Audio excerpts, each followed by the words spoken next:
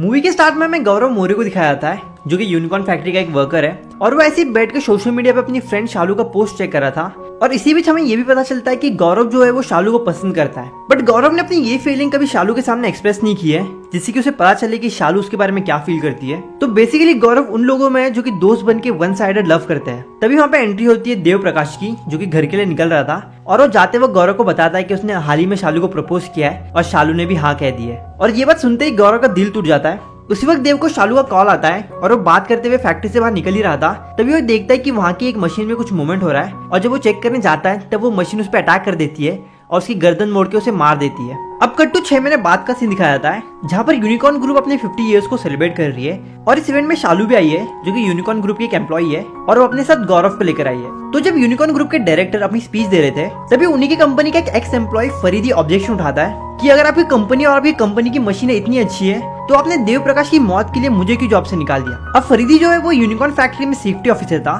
तो जो वो अपना पॉइंट रख रहा था सबके सामने, तभी सिक्योरिटी को बुलाया जाता है और फरीदी को बाहर निकालते हैं। इसके बाद सत्यनारायण अपनी कंपनी के बोर्ड ऑफ डायरेक्टर्स के नए मेंबर का नाम अनाउंस करते हैं जो कि होता है जयंत आरखेड़कर। अब जयंत से सत्यनारायण एक IIT के रोबोटिक फेस्टिवल में मिले थे जहाँ पे वो जयंत के एक प्रेजेंटेशन से काफी इंप्रेस हुए थे और उन्हें लगा था कि जयंत की टेक्नोलॉजी उनकी कंपनी के लिए काफी प्रॉफिटेबल होगी। और ये चीज सच भी होती है क्योंकि जयंत की टेक्नोलॉजी के आने की वजह से यूनिकॉर्न ग्रुप की जो ग्रोथ है वो काफी बढ़ चुकी है। फिर इसके बाद जयंत अपनी टेक्नोलॉजी का प्रेजेंटेशन देता है सभी को, पर जयंत को बोर्ड ऑफ मेंबर की सीट मिलने की वजह से कुछ लोग खुश नहीं थे, जिनमें से एक सत्यनारायण का बेटा निशिकांत अधिकारी भी है जो कि फिलहाल के लिए कंपनी का मैनेजिंग डायरेक्टर है, क्योंकि जयंत को बोर्ड ऑफ डायरेक्टर की सीट के साथ वोटिंग राइट्स और 4% शेयर भी मिले कंपनी के। इसके बाद एक डांस परफॉर्मेंस होता है जिसमें यूनिकॉर्न ग्रुप की एम्प्लॉय मोनिका परफॉर्म करती है। अब अगले दिन सुबह जयंत हमें मोनिका के साथ दिखाई देता है जहाँ पे मोनिका उससे कहती है कि जयंत तुम बाप बनने वाले हो, और ये सुनते ही जयंत के होश उड़ जाते हैं। तो जयंत तुरंत ही मोनिका से कहता है कि मेरे पहचान का एक डॉक्टर है, हम उससे कंसल्ट करेंगे और तुम अबॉर्शन कर लो। पर मोनिका अबॉर्शन करने के लिए रेडी नहीं थी और कहती कि तुम बच्चे की टेंशन मत लो, बच्चे को मैं संभाल लूंगी, बस तुम मुझे पैसे भेजा करो। और वो ये भी कहती कि तुम निकी से शादी कर लो, मुझे इसमें कोई प्रॉब्लम नहीं है। तो बेसिकली मोनिका को बच्चे से कुछ लेना देना नहीं था, उसको बस पैसे चाहिए थे। तभी जयंत को निकी का कॉल आता है एंड वो उसे घर पे आने के लिए कहती है, और ये निकी कोई और नहीं बल्कि यूनिकॉर्न ग्रुप के डायरेक्टर सत्यनारायण की बेटी है। इसके बाद जयंत आकर निकी से मिलता है एंड वो काफी खोया खोया सा था और फिर वो निकी को अपनी जर्नी बताता है कि वो बहुत ही मिडिल क्लास फैमिली से बिलोंग करता था एंड उसे गरीबी से निकलना था। तो उसने काफी मेहनत करके पढ़ाई की, उसे स्कॉलरशिप मिली। उसके बाद उसकी मुलाकात हुई सत्यनारायण जी से एंड तब से उसकी लाइफ कम्प्लीटली चेंज हो गई। और कहता है कि जब आपको सब कुछ एकदम अचानक से मिल जाता है तो आप काफी बहक जाते हो और काफी गलतियां करते हो। तो यहाँ पे जयंत बेसिकली उसे मोनिका के बारे में बताने की कोशिश कर रहा था, पर तभी निकी को उसकी कजन का कॉल आता है जिसको हाल ही में पता चला कि उसका फियांसे उसे चीट कर रहा था एंड इसी बात को लेकर वो काफी परेशान थी। तो निकी उसे कंसोल करती है एंड कहती है कि तुम रो मत, पापा की काफी पहचान है, वो उसे मरवा देंगे। और ये सुनते ही जयंत की हवा टाइट हो जाती है और वो निकी को मोनिका के बारे में बताने का प्लान कैंसिल कर देता है। सो इसके बाद जयंत निकलता है अपने ऑफिस के लिए और ऑफिस में आते ही उसके सामने आता है फरीदी जो कि एक पिटीशन लेकर आया था एंड उस पे वो जयंत की साइन आता था, पर जयंत उस पे साइन नहीं करता एंड सिक्योरिटी आके फरीदी को वहां से निकाल देती है। फिर जयंत से बात करने आता है गौरव और वो जयंत से पूछता है उस वॉच के बारे में जो कि उसने उसे पार्टी पे दिया था as a gift, but Jayant ने उस वॉच को डस्टबिन में फेंक दिया था एंड ये चीज गौरव ने देख ली थी। बट जयंत गौरव से झूठ कहते हुए कहता है कि मैं उसे पहनूंगा और इतना कहकर जयंत वहां से चला जाता है। वही गौरव को काफी बुरा लग रहा था कि उसका बचपन का दोस्त अब उसके गिफ्ट की वैल्यू नहीं करता।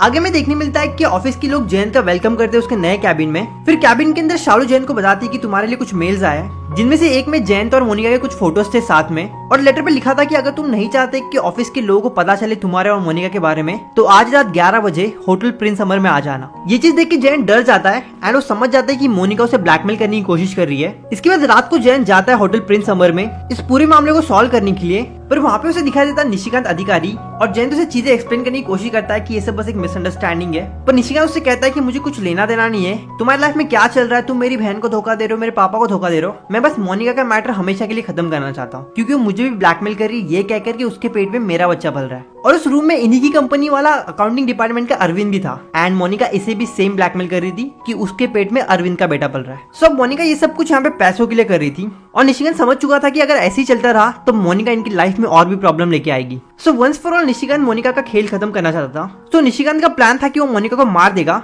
बट उस चीज के लिए उसे इन दोनों की मदद चाहिए थी। तो काफी देर इस बारे में सोचने और बात करने के बाद ये दोनों भी निशिकांत के साथ एग्री करते हैं और उसके प्लान का हिस्सा बनते हैं। तो उनका प्लान काफी सॉर्टेड था। ये लोग पुणे में रहते हैं, तो निशिकांत जाएगा मुंबई, वहां पर वो मोनिका को बुलाएगा, वहां पर वो उसे मार देगा और टारपल में लपेट के उसे एक वैन में भर देगा। और उसी दिन जैन निकी के साथ निकी के नाना के लेके जाएगा जो कि नासिक में है। फिर वो वहां पे निकी को सुला देगा। फिर वो ट्रेन से आएगा मुंबई। फिर जिस वैन में मोनिका की बॉडी है उस वैन को वो खंडाला लेकर आएगा। तभी अरविंद भी पुणे से खंडाला आएगा। फिर जैन मोनिका की बॉडी अरविंद को पास करेगा और अरविंद उस बॉडी को जंगल में दफना देगा। फिर इसके बाद निशिकांत और अरविंद आ जाएंगे पुणे। जैन उस वैन को मुंबई में पार्क करेगा। फिर मुंबई से ट्रेन लेके नासिक पहुंचेगा और वो भी निकी के उठने से पहले। एंड फिर ये लोग अपनी डेली लाइफ में वापस आ जाएंगे। तो सब कुछ प्लान के मुताबिक हो रहा था। बट जब अरविंद की बारी आई मोनिका की बॉडी को दफनाने के लिए तो वो काफी डर चुका था। सो जैन से हेल्प मांगता उसकी मदद करने के लिए। पर जैन कहता है कि मेरे पास टाइम काफी कम है एंड मुझे नासिक वापस जाना है, वो भी निकी के उठने से पहले। पर अरविंद जो है उसे काफी इंसिस्ट करता है एंड जैन भी मान जाता है। फिर जब ये दोनों बॉडी को दफनाने जा रहे थे तभी वहां पे एक लेपर्ड आ जाता है और ये लोग उस बॉडी को वहीं छोड़ के भाग जाते हैं। अब अगले दिन जब ऑफिस में डायरेक्टर्स की मीटिंग हो रही थी तब निशिकांत का वेट किया जा रहा था पर वो अभी तक आया नहीं। एंड तभी गेट से एंट्री होती है मोनिका की और मोनिका को देख के अरविंद और जयंत के होश उड़ जाते हैं एंड उन्हें समझ में नहीं आता कि मोनिका अभी भी जिंदा कैसे है। वही खंडाला के जंगलों में दो लोग सफारी करने के लिए आए थे एंड तभी उन्हें तालाब के पास किसी की बॉडी तैरती हुई दिखाई देती है। एंड इसके बाद न्यूज में भी ये बात फैल चुकी थी कि यूनिकॉर्न ग्रुप के डायरेक्टर सत्यनारायण के बेटे निशिकांत अधिकारी की बॉडी मिली है खंडाला के जंगलों में। सब जयंत और अरविंद इसी बारे में बात कर रहे थे कि अगर मोनिका जिंदा है विच मीन्स कि निशिकांत को मोनिका नहीं मारा है। और वो इस बात को लेकर भी परेशान थे कि कहीं मोनिका के हाथ में वो मर्डर्स एग्रीमेंट ना लग गया हो जिस पर इन तीनों ने साइन किया था मोनिका का मर्डर प्लान करते वक्त। क्योंकि अगर वो मोनिका के हाथ में लग चुका है तो ये दोनों बहुत बड़े प्रॉब्लम में फंसने वाले हैं। अब इन दोनों की ये सारी बातें वही चुप कर गौरव सब सुन लेता है। उसी वक्त मोनिका जैन को कॉल करके कहती है कि पुलिस तुम्हारा वेट करी तुम्हारे कैबिन में इंटरोगेशन के लिए। फिर हमें सब इंस्पेक्टर शिंदे और एसीपी नायडू को दिखाया जाता है जो कि जैन से पूछताछ करते हैं कि वो मर्डर की रात कहाँ पे था। तो जैन बताता है कि वो अपनी फियांसे निकी के साथ नासिक में था। पर एसीपी नायडू को जयंत पे शक था क्योंकि ऑफिस में सभी को पता था कि जयंत और निशिकांत की बनती नहीं, दोनों के बीच में 36 का आंकड़ा है। और वैसे भी निशांत के मरने के बाद निशांत की सारी प्रॉपर्टी उसकी बहन निकी को मिलेगी और निकी और जयंत की शादी होने के बाद अगर निकी को कुछ हो जाता है तो वो पूरी प्रॉपर्टी जयंत को मिलेगी। तो इसीलिए शायद प्रॉपर्टी के लालच में निशिकांत को जयंत ने मारा हो। ऐसा शक सिर्फ एसीपी नायडू को नहीं बल्कि ऑफिस में कुछ और लोगों को भी था कि निशिकांत को जयंत नहीं मारा होगा। सो एसीपी नायडू जयंत से कहती है कि जब तक केस का इन्वेस्टिगेशन चल रहा है वो पुणे से बाहर कहीं नहीं जाएगा और इतना कहकर वो वहां से चली जाती है। इसके बाद ऑफिस के सभी लोग निशिकांत के मेमोरियल सर्विस को अटेंड करते हैं और वहां पे जब जयंत निकी से बात करता है तो निकी कहती है वो तो काफी खुश है कि निशिकांत मर गया क्योंकि वैसे भी वो उसका सगा भाई नहीं था, वो उसके डैड के पहले शादी का बेटा था। सो अब अरविंद जब अपने घर पर था तब उसके लिए एक पार्सल आता है जिसमें लिखा था thank you for attending the memorial service of Nishikant अधिकारी। और जैसे वो उस गिफ्ट को ओपन करता है तो उसके घर वाले डर जाते हैं। अब सीन चेंज होता है और जयंत को दिखाया जाता है एंड जयंत के लिए भी वैसे ही सेम पार्सल आया था एंड उस पार्सल को खोलने ही वाला था तब उसे शालू का कॉल आता है एंड वो कहती है उसे जल्द से जल्द न्यूज लगाओ। और न्यूज लगाने के बाद उसे पता चलता है कि अरविंद की मौत हो चुकी है। बेसिकली अरविंद के घर पे एक अननोन पार्सल आया था जिसमें एक जहरीला कोबरा था और उसके काटने की वजह से अरविंद की मौत हो चुकी है। और ये सुनती है अरविंद उस पार्सल को अपने से दूर फेंकता है। तभी उस बॉक्स में से वो कोबरा बाहर निकलता है बट अरविंद कोई मूवमेंट नहीं करता, वो एकदम स्टिल रहता है और फिर कुछ देर बाद वो कोबरा वहां से चला जाता है। अब अगले दिन जब जयंत अपने ऑफिस में था तब उसे एक अननोन नंबर से व्हाट्सएप मैसेज आता है जिसमें लिखा था मुझे सब पता है, अगर एग्रीमेंट चाहिए तो टेरेस पे आ जा। और साथ में उसने उस एग्रीमेंट का फोटो भी सेंड किया था। सो जयंत फटाफट ऑफिस के टेरेस पे भागता है एंड उसे वो एग्रीमेंट मिलता है। बट ये ओरिजिनल एग्रीमेंट नहीं था बल्कि ये उस एग्रीमेंट का फोटो कॉपी था। तभी पीछे से आके गौरव उसे धक्का दे देता है पर जयंत किसी तरीके से बच जाता है। बट जो फोटो कॉपी था उस एग्रीमेंट का वो जाकर गिरता है एसीपी नायडू की पुलिस वैन पर।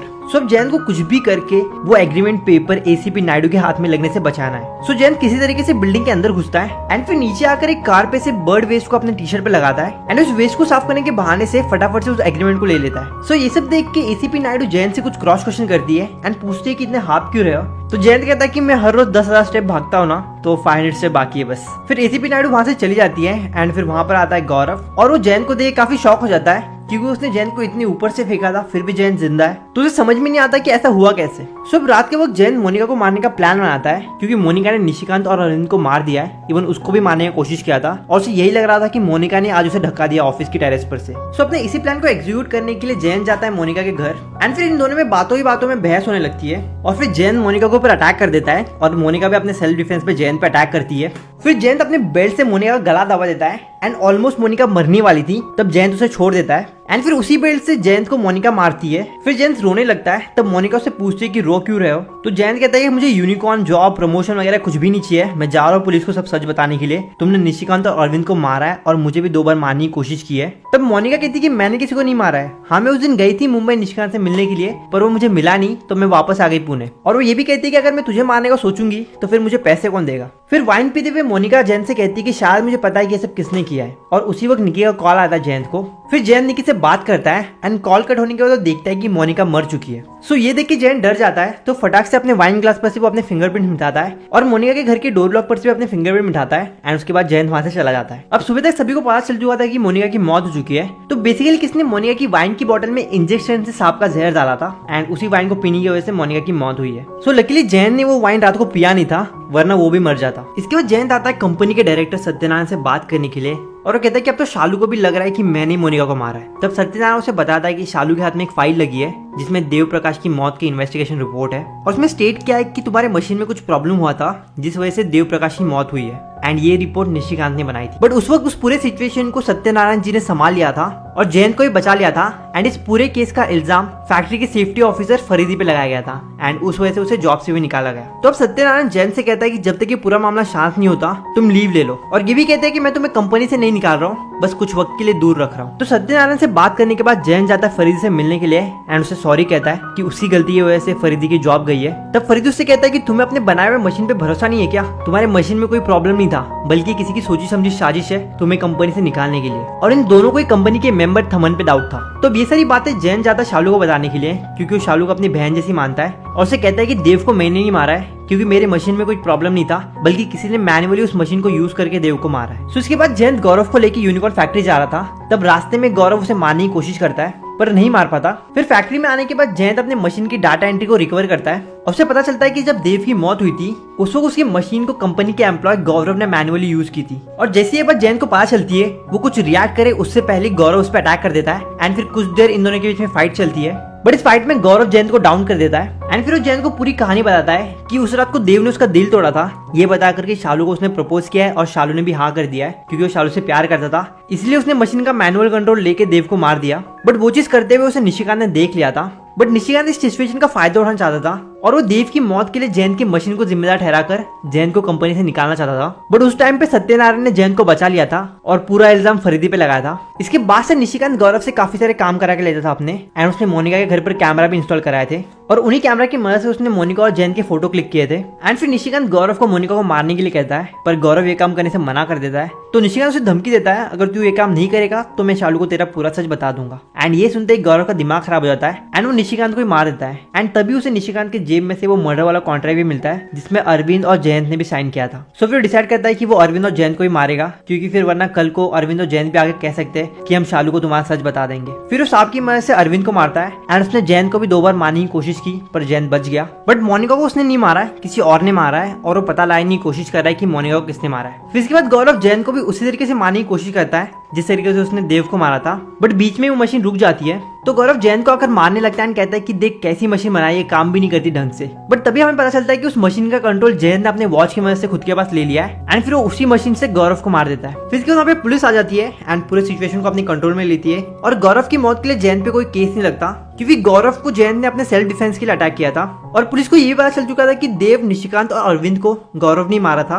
बट अभी मोनिका की मर्डर के लिए पुलिस को जयंत पे ही शक था। फिर इसके बाद रात के वक्त जब जयंत निकी और उसके डैड सत्यनारायण जी को एक अपॉलजी लेटर लिख रहा था तभी उसे शालू का कॉल आता है और वो जयंत से कहती कि दादा सॉरी, मैं आपके बारे में क्या क्या सोच रही थी, मुझे लगा कि मोनिका को आपने मारा था, बट आप फटाक से न्यूज लगा कर देखो। और न्यूज में उसे पता चलता है कि एसीपी नायडू ने मोनिका का मर्डर केस सॉल्व कर दिया है। बेसिकली मोनिका के पेट में थमन का बच्चा था और थमन उस बच्चे को नहीं चाहता था, इसलिए उसने मोनिका की वाइन में सांप का जहर मिला दिया था। बट मोनिका की मौत के बाद उसे गिल्ट होने लगा तो इसलिए थमन ने उसी सांप के जहर को पीकर सुसाइड कर लिया। इसके बाद सत्यनारायण जी के घर पर एक शांति पूजा रखी जाती है। वहाँ पर सत्यनारायण जैन से कहता है कि तुम जितना इस केस को सुलझाने की कोशिश करोगे उतना ही उलझोगे, इसलिए इन सब बातों के बारे में भूल जाओ और हमारे साथ रहो हमारे बेटे जैसे। एंड उस पूजा में एसीपी नायडू भी आई थी और हमें ये भी पता चलता है कि मोनिका के पेट में सत्यनारायण का बच्चा था और मोनिका उसे ब्लैकमेल कर रही थी कि वो निकी को सब कुछ बता देगी, इसलिए सत्यनारायण ने थमन की मदद से मोनिका को मार दिया उसके वाइन में जहर मिलाकर। तो सत्यनारायण का ये काम करने के लिए थमन को बोर्ड ऑफ मेंबर की सीट चाहिए थी और कंपनी में शेयर भी चाहिए थे,